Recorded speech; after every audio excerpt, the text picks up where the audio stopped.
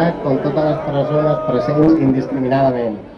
Per si no fos prou, van acusar el Gerard d'atemptat a l'autoritat, acusació per la qual li demanen entre 2 i 6 anys de presó. De 2 a 6 anys de presó per defensar el Roser contra l'especulació urbanística.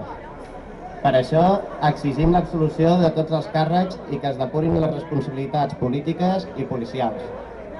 A més, avui ens hem assabentat que el mosso agressor ha denunciat 5 companys més inventant-se injúries i calúmnies. Ja n'hi ha prou, la repressió no ens aturarà. Visca la terra!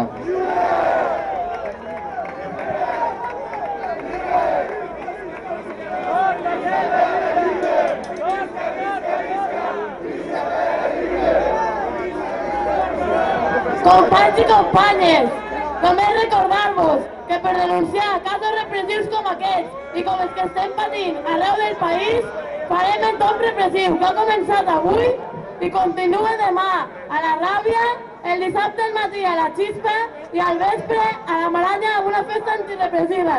Moltes gràcies, la repressió no ens aturarà.